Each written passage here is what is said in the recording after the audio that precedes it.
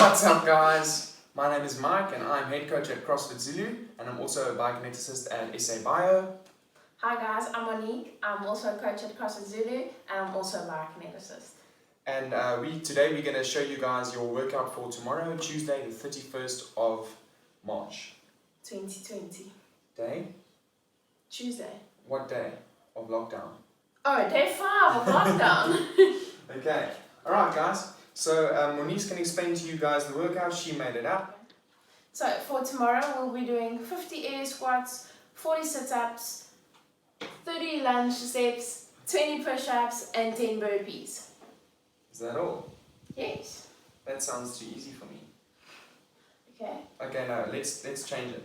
Let's add 10 burpees after each movement, and we can do it up again. Okay. Alright. I like that. So it's 50 air squats, 10 burpees. 40 sit-ups, 10 burpees. 30 lunge steps, 10 burpees. 20 push-ups, 10 burpees, and then back up the order. 20 push-ups, Wow. 10 burpees, 30, 10, 40, 10, 50. 4 times. Sounds like a good workout. Alright. Okay, so Monique's going to show us the movements. We're just going to quickly show you guys the movements, how they're going to run, and how you're going to go back down the order and back up the order. Alright. And then after that, we'll show you exactly how to do the movements safely and give you a few technique and coaching tips. Yeah, okay. So Monique, show us a few air squats. Alright, and then a burpee.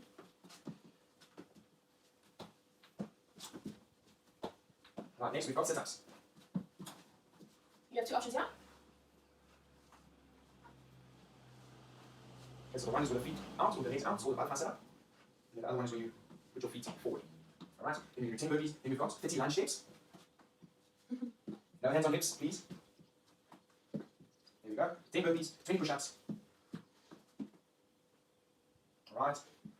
Or you can do them on your knees. There we go. And then 10 burpees again. Then we're going to go back up the order. 20 push-ups, 10 burpees, 30 lunge steps.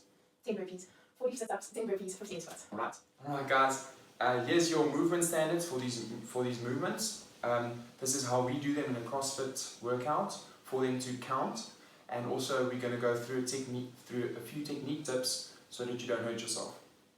Okay, starting with the air squat. Right, Monique's got her feet hip width or slightly outside hip width.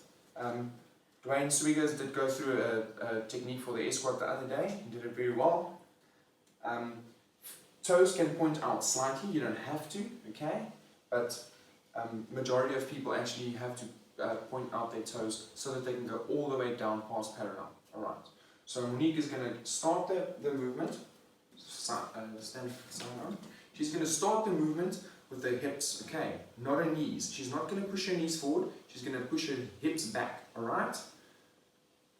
And down all the way, okay? You see she's got a nice flat back, that means her core is engaged. Monique, just slouch for us. Okay, that means her core is not engaged. Right, engage your core. There we go. Tight back, tight midline, and up. Right, guys. The standard is for your hips to go past your knees on the bottom. Go lower. That's a rep. Okay. Go a bit higher. That's a no rep. But, however, you can stand up. If your mobility does not allow you to go all the way down past parallel, that's fine for today. Just means there's something to work on, hey? Your mobility. Alright, next we've got the burpee, okay? In CrossFit, there's a standard. Your chest has to touch the floor, and your feet have to leave the floor, and your hands have to be above your head at the same time on the jump. Alright, you don't have to do a strict push-up on this, so we do a wormy push-up. Alright, so Monique's going to jump her feet back. She's going to worm herself down. So her knees touch the floor first, then her hips, then her chest. Then she's going to do the opposite movement back up. Alright? And then she's going to jump and touch her hands above her head. Alright. Now there's another way to do a burpee. You don't have to jump back and jump back up. Alright? You can do a staggered start. So she's going to put one leg back, do a wormy, then bring one leg forward and then jump. Alright, so I want you guys to experiment with those two techniques. As long as your chest touches the floor and your feet leave the air and you touch above your head at the same time, All good. We've got the sit up. Alright. The standards over here. So this is the one technique. So you can see her feet is in a butterfly position. The bottom of her feet touching. Alright.